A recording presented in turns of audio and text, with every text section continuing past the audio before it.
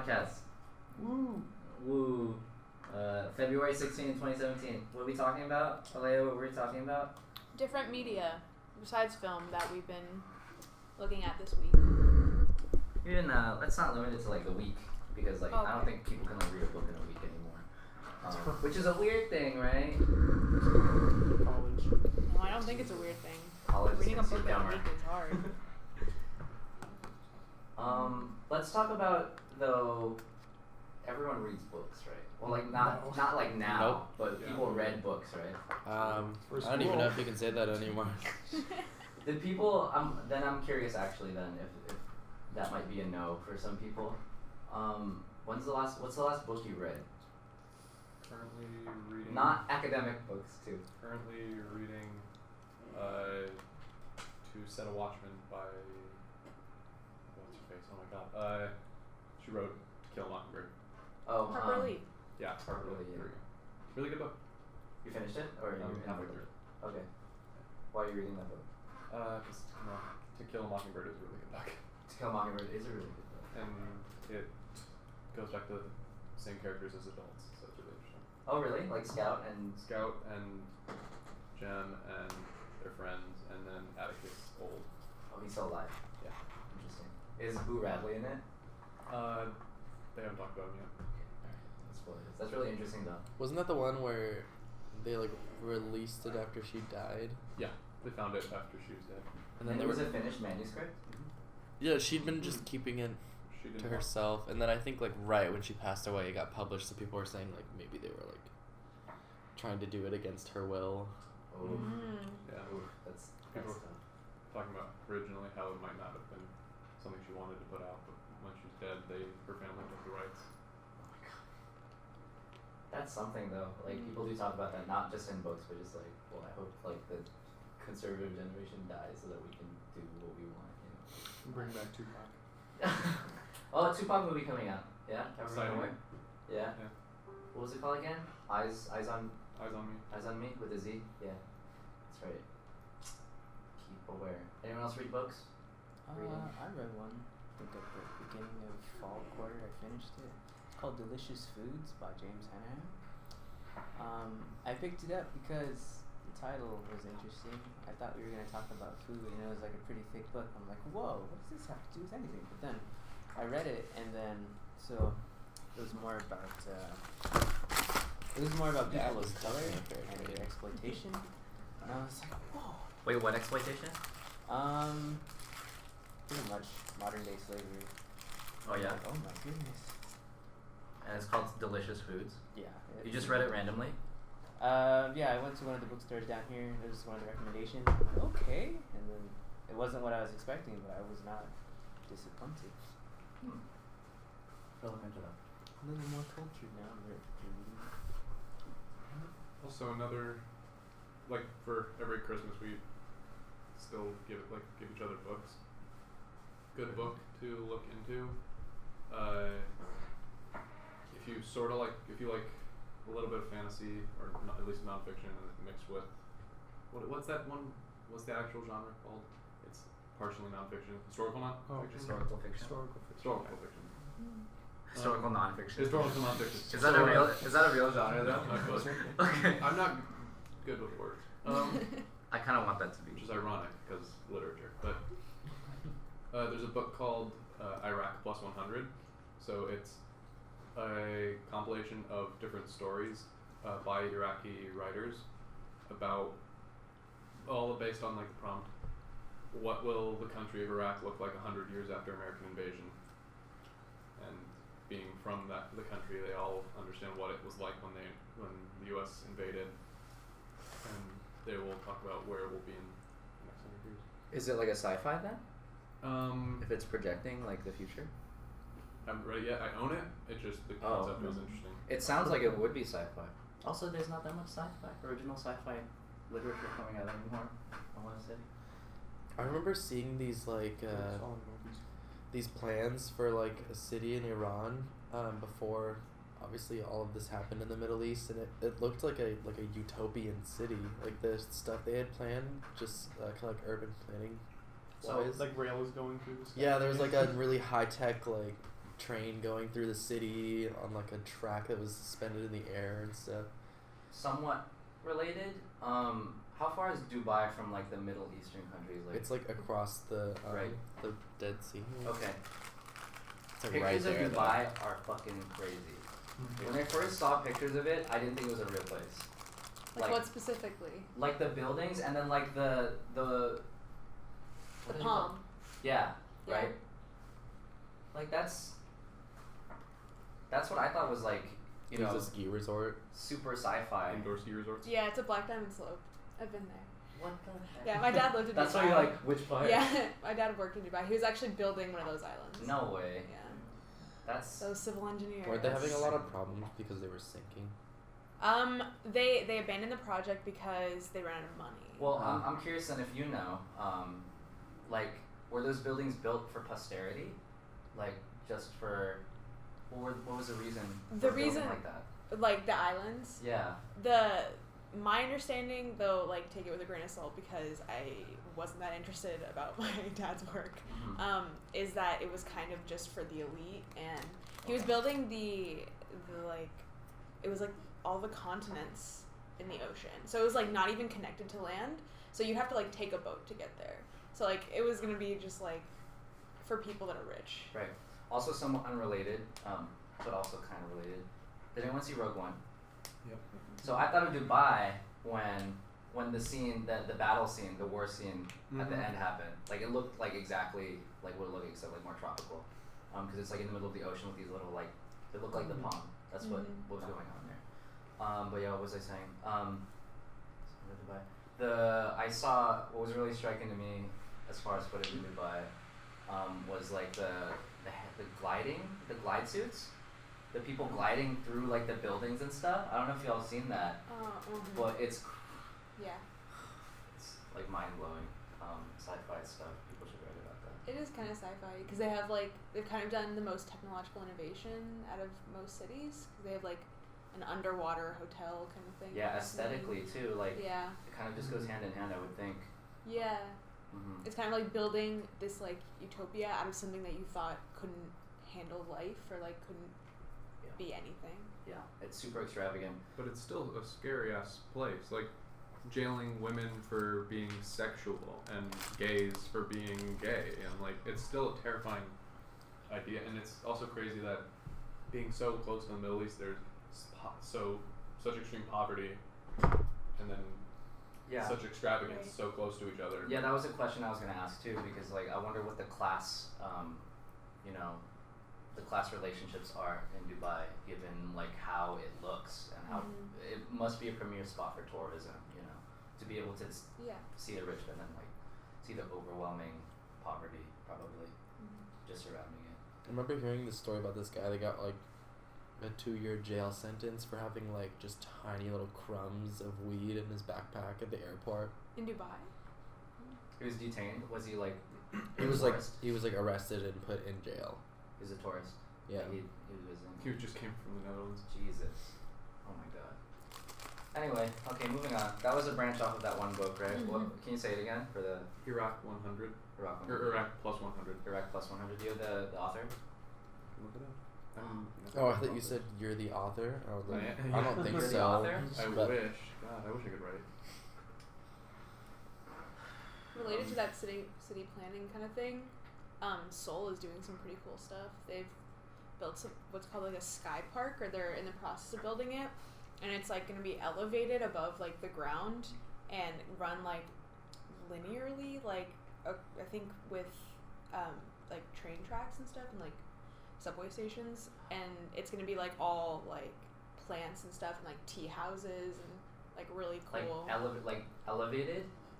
So it's like a garden train. Yeah, but it's like not a train. It's like kind of because like train platforms have to go like upstairs sometimes. Like in Chicago, how it's like elevated. Uh-huh. Yeah. That's what like this is, and it looks really Yeah. bomb So like a second-story city. Mhm. in a way. But it's mostly just gonna be like green, Uh-huh. See so that? like a public space. Oh, okay, that's Mhm. because when you're like a second story city, that just makes me think more of like a class-based society where it's like we live on the second story. No. No, but so this book being a compilation, they list the editor is it being by the editor, but there are like 10 or 11 authors for it. So For Rock Plus 100. yeah, Oh, so it's like okay, compilation like short stories. yeah, Short stories, historical fiction. sort of. But it's based based on what happened that they will come up with a story where it will go. So they say it's science fiction fantasy. Oh dang! I see that's like a Black Mirror-esque like anthology then, like an idea of like what something's gonna be like, and then they all branch off of that single narrative. Book I've been reading that I've still been like going through for like the past year, Kafka on the Shore by Haruki Murakami, like prolific Japanese essayist, probably most recognized Japanese author as far as novelizations go. It's so strange. Like this is probably the first book I've read, first Japanese novel I've ever read, and so the approach to dealing with certain issues, social issues, are just completely like subverted constantly. Like there's a super Oedipus complex in the whole book, so that's like it should be really unsettling, but for them to just kind of like, oh yeah, like that happens, you know, like it sucks, but it happens. And so this acceptance of this reality that I guess Western authors and Western philosophies would just like shun or not even give the time of day. And like I think that I watched an Anthony Bourdain episode recently about Japan. Also, Anthony Bourdain's sick. Oh my god, I didn't realize he was so cool. Oh, I thought you meant like wait, Oh, no. sick. I was so sad. He's sick with being awesome. He's sick. He's sick. With But cancer. he went to Tokyo and he was saying that like the first time he went to Tokyo, it like changed his life. But not only that, like it changed his approach to every single thing he had thought he'd known about the entire world. Because he said and explored some of the underground like fetishizations in Japanese like media, and he said like even though these things are like more expressed in their country in media, it's not expressed as much in actual action. So like less overall violence happens there, even though their depictions of violence end up being like tentacle hentai. I saw the guy that made that. You saw He him? came in at the Yeah. perfect time.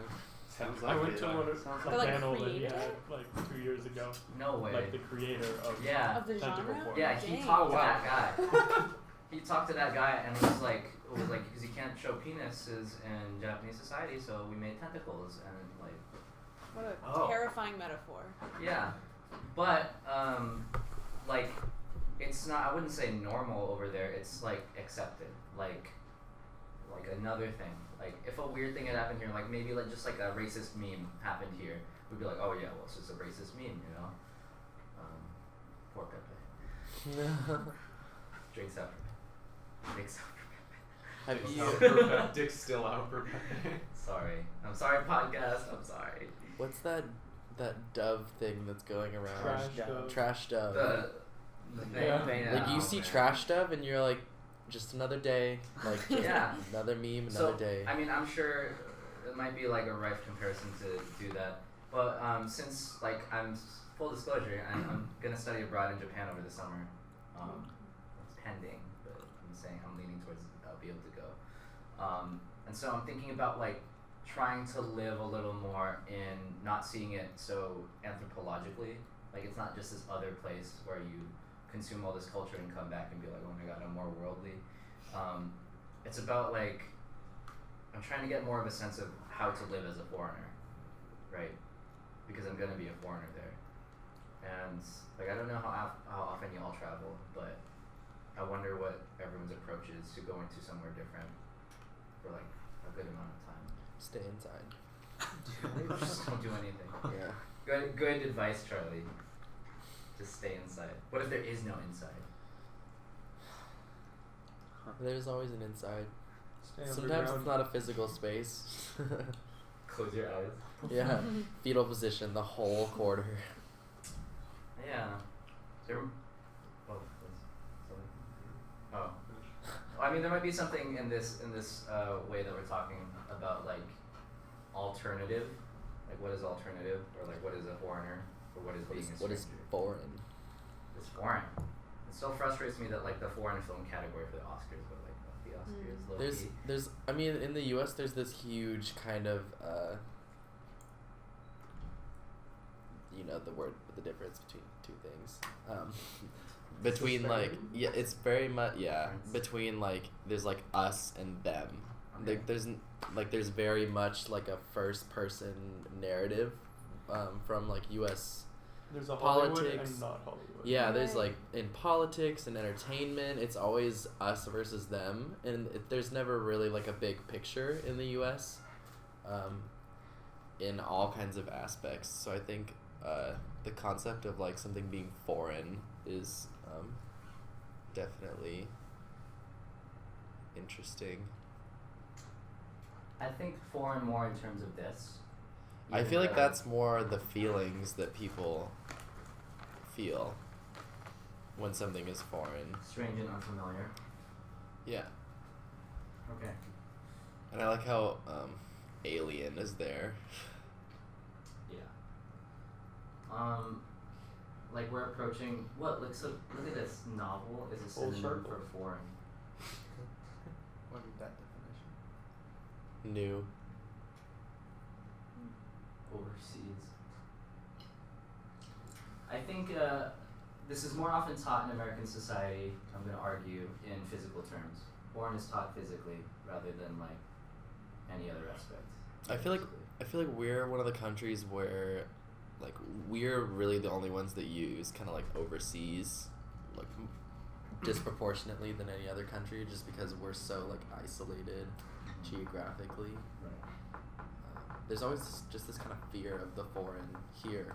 So like when you are talking about how to adjust to another place, you know, I feel like in a way that's kind of a projection of those attitudes that you have developed growing up here. So you grew up in a place that was scared of foreigners, and now you're a foreigner somewhere else, and you're more prone to being more scared? Or Yeah, I feel like when I think about going to another country or something where English isn't the native language or anything like that, like that's like kind of scary to me, just trying to adjust to someone else's way of life like that. when I was a kid, or even up until high school, even now, and it's terrible, but there was a tendency to be able to belittle people who couldn't speak English very well, which is crazy to think, because I bet the U.S. would have way more empathy if every student to graduate or to attain a degree had to go study overseas abroad, and in a place that they would have a non-native language, right? That's not a requirement here. Some people think it's like necessary to be able to have their children go to institutions like this. You can literally like homeschool K through 12 and then do online college. Just stay at home and do the whole Like, I mean, that's the whole thing also with like Betsy, you know, she is a really strong advocate for like alternative schooling, which can also kind of breed like sheltered children. Who's Betsy? Who's that? Betsy Betsy DeVos. Oh, Secretary of Education. I don't want to put that into my comment. I always want to ask now. I always want like Betsy who? Like, Betsy. She's that sucks. Who is she? I don't know her. Yeah, I don't like it any more than anyone else probably. Well, it's like when you're talking about what you do to sort of just like blend in when you go abroad. We literally started trying to just wherever we go, just literally get lost and then be like, all right, figure it out. So, but when you're like, oh shit, I'm hungry, now I figure that out. We go somewhere and be like, food. Try and work around and like live normal life. So let's see. I have a framework that I want us to observe. So has everyone seen this or kind of know about it? This is probably like just like a generalization of it. Let's do this one. So everything at the bottom of Maslow's hierarchy of needs is something that you require, like you need, and then ascending are things that are preferences. They slowly become privileges and preferences. Like you need everything at the bottom to be able to get to something above it. And when we consider foreigner in this context, I think, like, where is that? Self-actualization.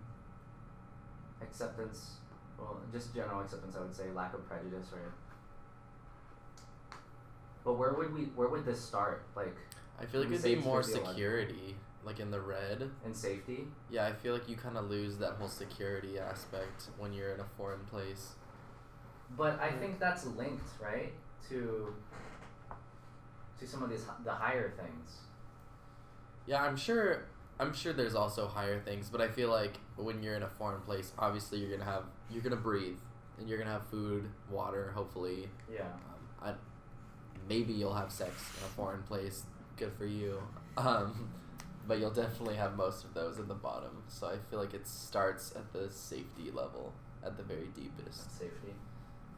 Could it be argued that this could start at a physiological level, or is that going crazy bananas? Maybe you need to find new means of like having physiological comfort. Yeah. I'm also taking into account that this is probably like getting phased out as far as relevance is concerned, as this becomes more complex, and then like these categories start to intermingle a little more. But this is just one argument of how closely we consider our safety amongst people we find strange.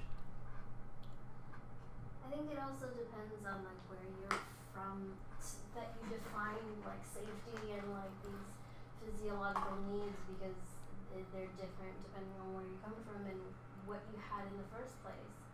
If you're moving to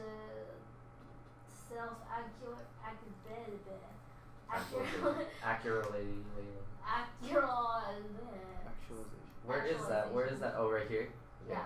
If you're trying to self-actualize, but you didn't have a lot of safety in the first place, the way you measure that is like a little bit skewed.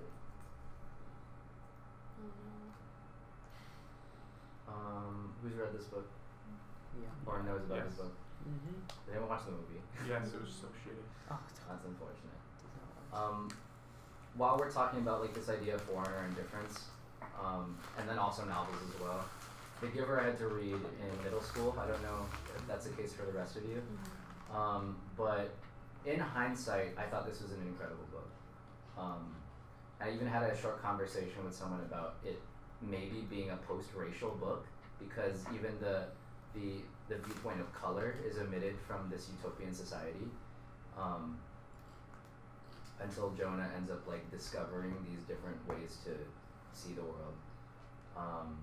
But I digress. The Giver is a book about a utopian society where everyone pretty much is functional and does the same things over and over again.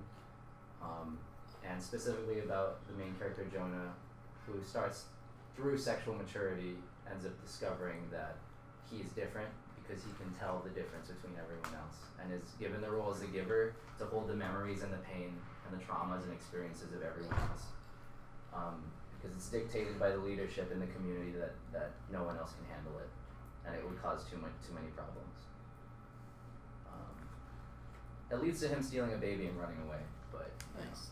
I don't know how exactly that fits in the bigger thing. Apparently there are books after this though that talk about other utopian societies and stuff. But this, if you're not familiar with this, you might be familiar with this,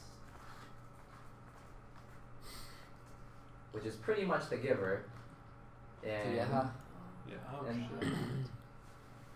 in a cartoon. Nothing. I'm bigger and blobbier. Like, at some point, when everyone becomes the same, there is still a way to discriminate. I don't know however many of you saw this video, but essentially the same thing as The Giver. Timmy wishes for everyone to be the same, but there's still lack of access in his life that these blobs end up impressing upon him. And even stranger, I think like a good writing experience to think about was that the sub conflict of this was because everyone looked the same, Cosmo and Wanda couldn't find him. Also, they like exploded and stuff. It was crazy. So yeah, we're on this topic of kind of like the foreigner now. And what other ways could we view this? We're also talking alternative media before, so let's actually pull from music and video games that we can do that as well. About what it's like to be a foreigner or experiences like that. Think of games like this. Not this. Okay, Journeys. too vague. Not that either. Journey. Maybe. Someone can make that argument. Think of maybe this game. Where you just wander around forever and see desert landscapes.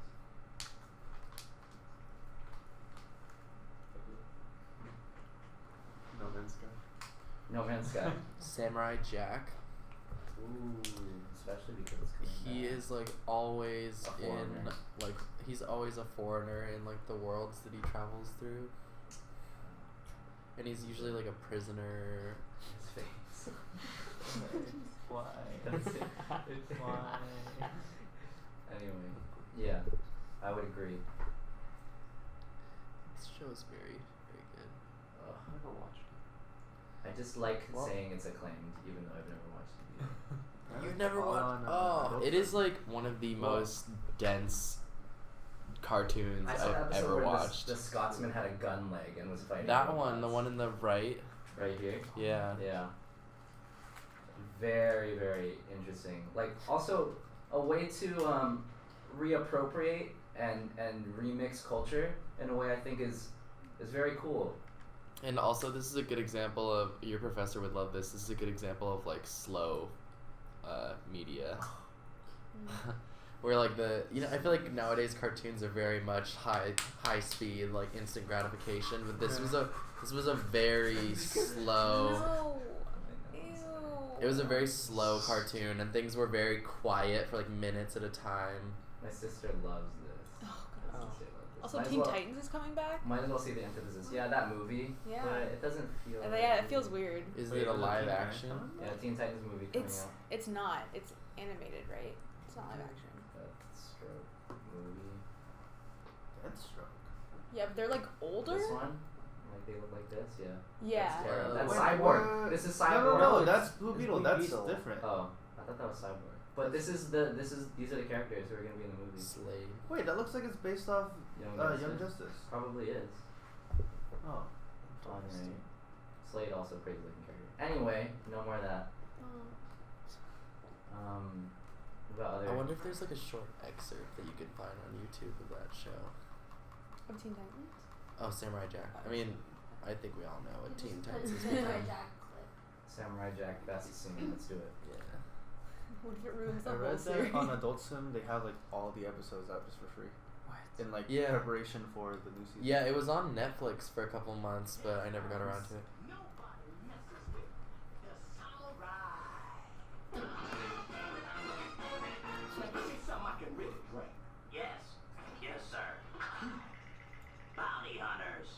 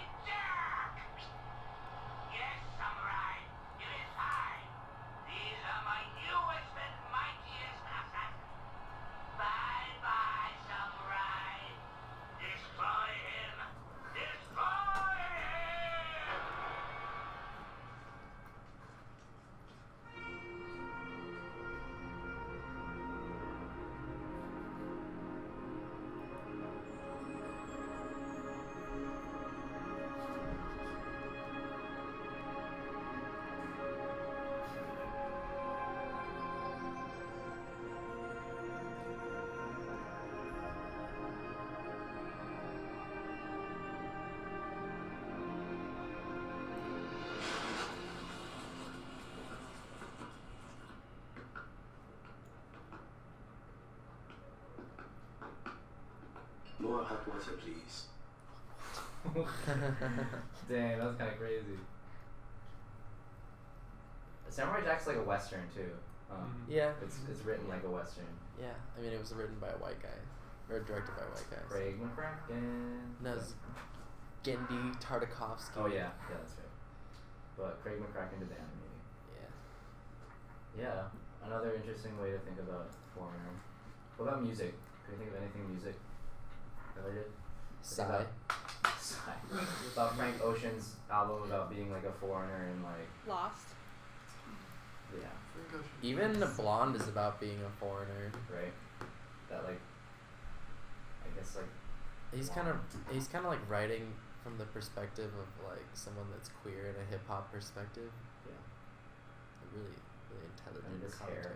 right? Ah. The image of Frank Ocean. Just Frank Ocean. Just Frank Ocean. Purple. I feel like someone who also encapsulates being a foreigner, not even just like in society, but in his own skin, is Childish Gambino, Donald Glover, and everything that he does. And he talks about how being white and black in his family is such a big thing because, like, as a kid growing up, they would always be like, "You're too white to be a black guy. You're too black to be a white person. You don't fit in anywhere." So what would you say about his newest album about what it says about foreignness or being apart? It's sort of, for one, I'm a big fan of his, and I love the step that he's taken in style, following just some like moving towards soul more than hip hop, and he's sort of moved on from the fact that people have called him out as not being a rapper, not meant for the rap game, as they say, and he's sort of accepted that and gone Right.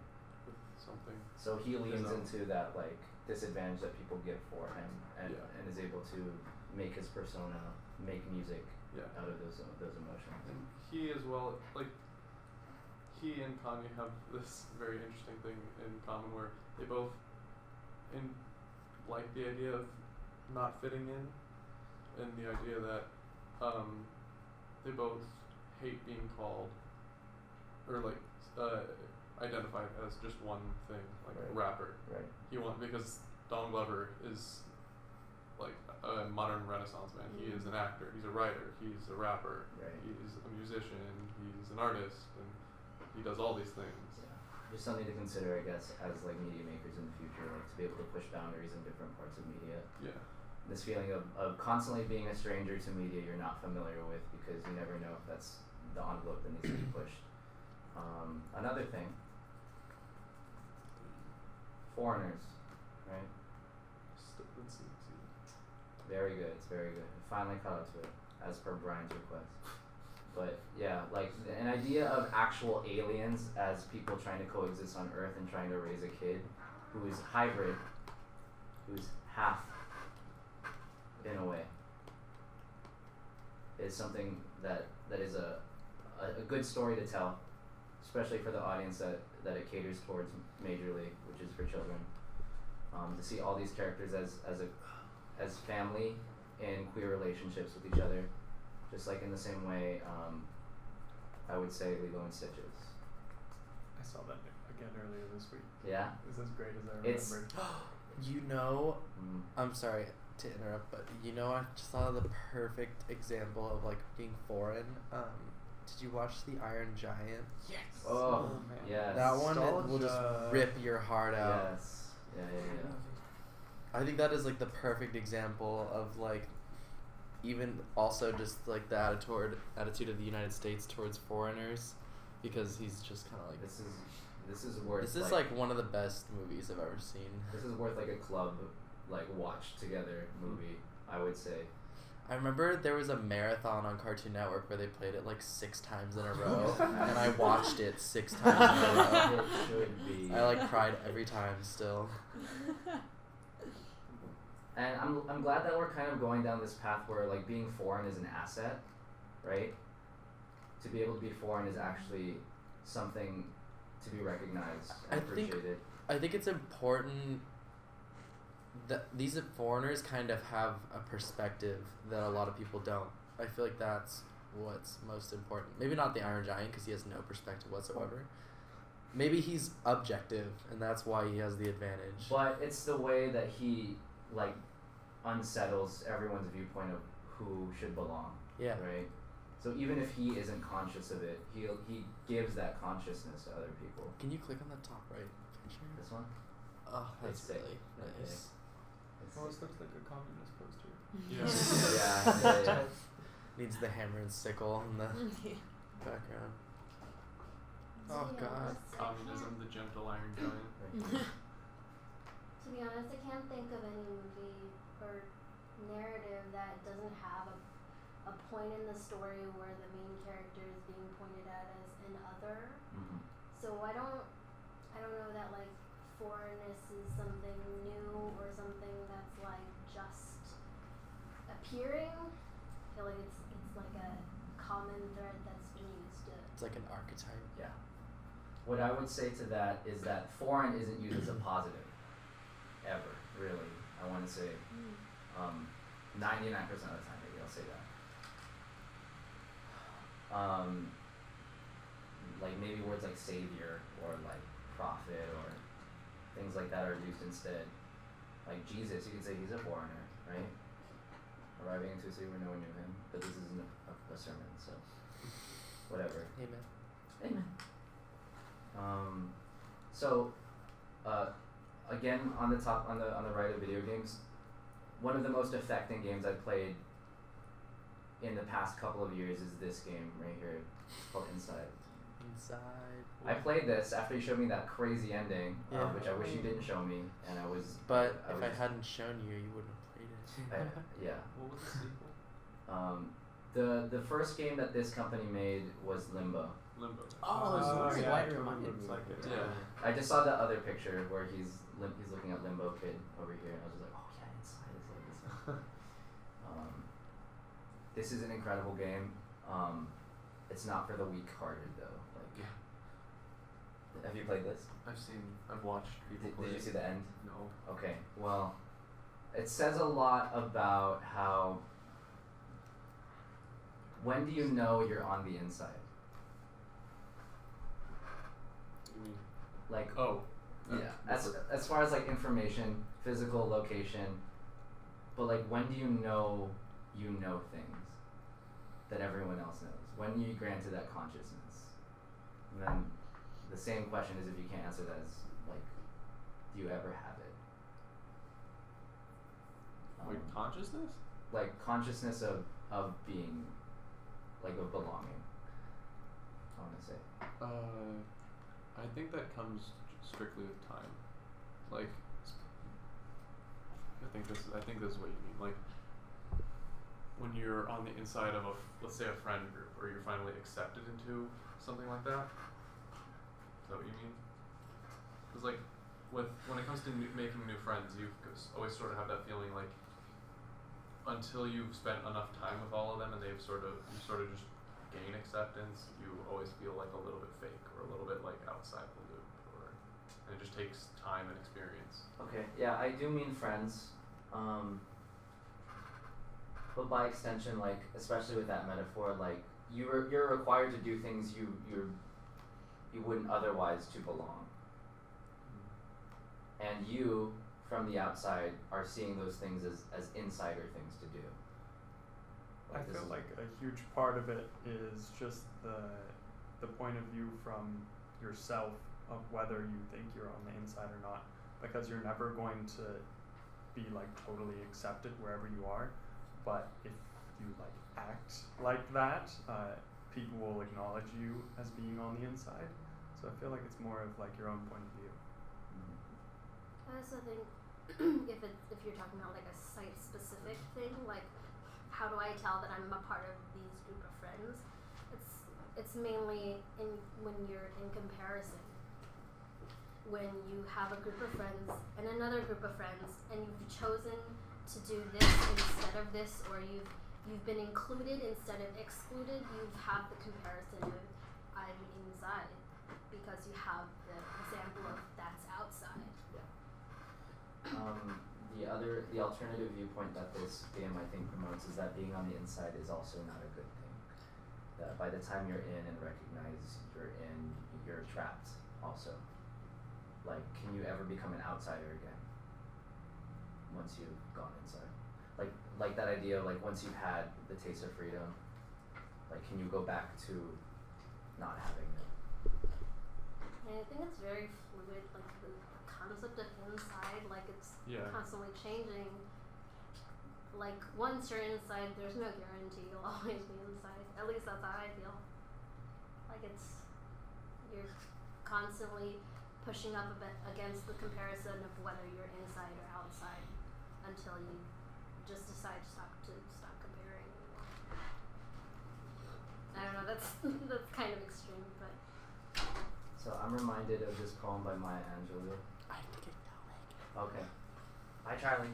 Take care of my baby. Yeah. I feel like we'll do the whole thing. Thanks for coming. I'll take Bye care of the baby. everyone. Bye. Have a good night. Maya Angelou writes this poem on the concept of freedom by making the metaphor of a bird that is caged and echoing that she feels like a caged bird because she can see the outside but cannot be there. So she sings for that feeling of belonging somewhere even outside of this cage because she's isolated from the rest of the world. so let me ask you, if she's inside the cage, does she have belonging inside the cage? Because people made it for her. So if something is made for you, does it mean that you don't belong? I don't know. I don't think they're mutually exclusive terms. I think you can be made something for yourself as like an insider, I guess. But this was made. She did this with the suspicion that she was being restricted from freedom and opportunities. That she could see the things that were going on around her, observe them, even like sometimes touch them, but never actually be there, never be incorporated into the world outside. Like a foreigner that's caged. So falls in line with a lot of like the political speak that we're having right now too. Literature has already been saying stuff like this for centuries.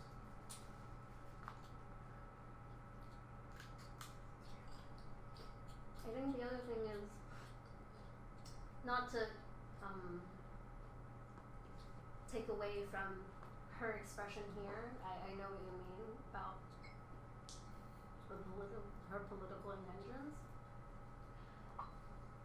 But I also feel that if she was not in the cage, she might not have as much awareness about being outside the cage. That's Not definitely that that's, you know. yeah, that's definitely an argument. I'm probably gonna have to mostly disagree on that sentiment though. Like I don't know, like Not that I believe that she belongs inside the cage, but yeah, and that's a hard feeling to consider. That like you need to go through something hard to know that you needed it, right? Like you need to have overcome something very hard for you to be able to justify that it happened to you. I think mostly because like cages, they're not like you said, it's not something you choose for yourself. So like I mean, from there you kind of choose to be aware and choose to leave or be content in your cage, I guess. It's hard. Like how do you choose to be aware, right? How do you become selectively aware of things? It happens, I'm sure it does, but like you wouldn't consciously say like, well, just these things. Like I don't know. I think it could be a conscious decision, because I think we all make that conscious decision now, especially because we're so bombarded with media that Right. there's a certain point where you're like, if I'm going to survive mentally, I can't be aware of all of these things. Yeah. I have to be selective of the main things that I need to be aware of, and then focus on myself in other ways. For us, it's probably news, right? Right. Like we can't keep track of news all the time, otherwise, you know, it'll ruin our mental functionality. Even empathy, sometimes we just get like really angry. How do we get back to foreign? Well, I guess though being a foreigner has these frustrations constantly. You know, they're not so much preferences; they are lived experiences. So to constantly see yourself as a foreigner in a place you don't belong, it's difficult. But I'm glad that we're able to like go through certain stories and artists who live in that space and are able to create. I think there are a lot of musicians right now that are like accepting that they feel foreign and using music to stop that from happening, to like rebuild their connections. Like we're talking about Childish Gambino and being mixed race. I think being mixed race, like being like identifying as someone who's mixed race, especially in America, is something like really hard. Just because you'll never really fit in with either side because you'll always be too different. Yeah. And I feel like there are musicians that are out there like bridging that gap. They're like making those connections and fixing how they feel foreign. Can you think of something specific? I know one related to K-pop. So there's like been a lot of overcrossing with hip hop artists from America and K-pop stars. Yeah, for sure. So there's this guy Anderson .Paak. Oh, Anderson .Paak. Yeah. So he did a song with Dean, who's a really popular K-pop star because he's half Korean. That's right. Mm-hmm. So I think that's really cool. Like, but he doesn't really identify with being Korean because he was raised in a predominantly African American area in Los Angeles. Sure. So it's called "Put My Hands on You." It's a really good song, also, and the video is really really good. It's video game like, which is cool. Yeah. But yeah, I think that's like really cool, like bridging this gap in identity because people don't look at him and think like, oh, you're Korean. They're like, no, you're black. That's it. Yeah. And we think in America like the standard is the vanilla, right? So we compare all other flavors to this. Yeah. But to consider like African Asian, you know, Mexican, Samoan, like any combination exists out there, but are in constant reference to some purity, some false purity, some indoctrined purity. So it's also not difficult to be a foreigner either, to be seen as a foreigner because we're so saturated in a certain flavor of experiencing life or seeing standardization. But I think it's a different thing to feel like a foreigner in your own body. Like it's understandable, like I'm a foreigner in this country, like people see me as a foreigner, but like being a mixed identity and thinking like how do I identify and like that I'm extends a foreigner here. Probably the trans, you know, identity as well. Definitely. Yeah. There was a graphic artist or a graphic novel that we had the fortunate opportunity to read up in Stanford for LTS, where she visited, or she transitioned into a male, and so when she revisited his old house, it was someone else's room, completely. It was just a different body and a different identity, and that's why like stories to be able to tell as foreigners are so important, because without even understanding that metaphor, or without even understanding their specific situation, you understand the metaphor. Like of going home and not seeing yourself in your room anymore. And becoming a foreigner to your family. Becoming more estranged with your family and stuff. But that's difficult as well too.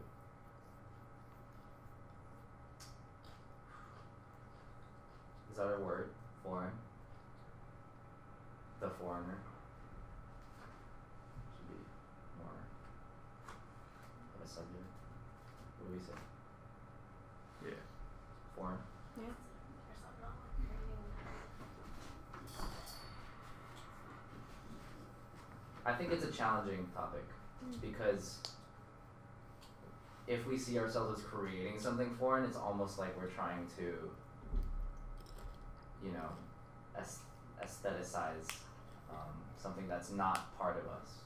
So I think foreign really needs to be understood a little, or very, very personally. How have you seen yourself as foreign? First, maybe should be the first question that's asked. I don't think it has to be personally. It just has to be genuine. Because it could be somebody else. But what is genuine foreignness? As long as someone else feels that and you're portraying it, Mm-hmm. then I think it works. Okay. But it has to be genuine. Yeah. Foreign. It's not like, yeah, like materialized or something like. It's a good difficulty to have. I think to understand this word. Eat breakfast cookies too. Do you like butter chips? So he has those. You want them? No, actually. Oh, different. All right. You So didn't like them. You didn't like Again. them. Do you like them? Okay. big overview on these topics. I'm really happy, like with these list of words. These are so complicated, and I'm glad that we're able to like create them, but also to aspire to work that might even have a semblance of these words. Because these aren't traditional things, I would say, that I'm even taught in class. So we're taught like fundamentals, not exactly like how to think around the time that we live in and like more complicated issues that live in each of these words. But they all relate, like honestly, all these words relate constantly. That's why every time we come up with a word and add it to the list, it just creates this bigger narrative of things to consider as artists. And even just discussion, you know, this is crazy discussion how we got to protest the existence, conspiracy, nostalgia, and foreign now. Like you can honestly see yourself going full circle every single time. And I think that's amazing. And in some crazier way, every single piece of content that we produce for these topics, I think, end up falling under one of these categories anyway. Mm-hmm. I mean, they're also very broad words. Yeah. Yeah, existent. Anything is existence. But like these are lenses to think under. Like, yeah, it makes me really happy. Super happy. I mean, I get a kick out of trying to outthink a way to properly do work like this justice. Foreign, I think, is going to be difficult for me, but I'm going to try. Okay. You said nostalgia would be difficult for you, and you brought 2 pieces. Well, that one was already made. One was already made, and Well, there you one wasn't go. even like a film. There you go. It was hard. I mean, it's hard, and then you do it, and then you're like, well, that was easy. But no. Nostalgia was the hardest. Yeah. Mm. Like I wanted to do something for that, but I just couldn't come up with any ideas. I mean, I almost rationalized like, well, if I just show all work, that's nostalgia, old work. That's but yeah. Okay, so unless anyone has anything more to add, we can end at least like the discussion early, and then we can talk about, because we do have other announcements to talk about Sans podcast. So I think we'll end it here. Someone do a good closing out speech right now. I thought you were gonna say jingle. Okay. We should have a jingle though, Mm-hmm. right? Let's start blase.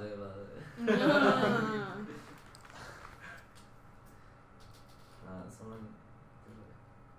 You just put us on the spot like that, man. Okay, bye. Love you. That's all. You can do the Isan Baksak thing, but it's Oh, kind of okay. you all Okay. know that? No. Isan Bagsak. So United Farm Workers, Lariat Leong, Phil Veracruz, and Cesar Chavez, who is a good way to end foreign, I think. So the Philippine. Oh, no. Whoops. Sack. Bagsack. Bagsack. It's redundant. Bagsack. Yeah. It's a unity clap. The images. Just watch a video though, actually.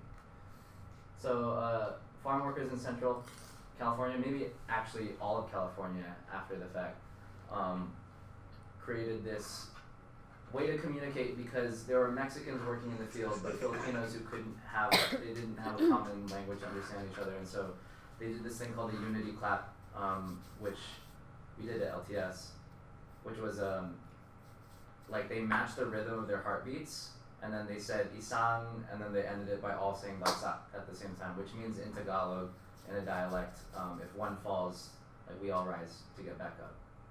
So, yeah, isang being one, bagsak being to fall. Yeah. So this is what they do. I love her. She needs to come over.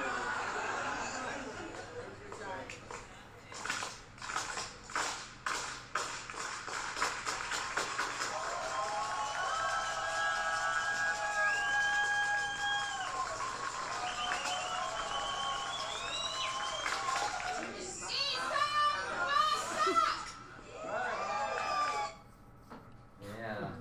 So Exact. Bagsack, yeah. For future context, if anyone asks you about this, you now know more about this stuff than the UFW. It's important history.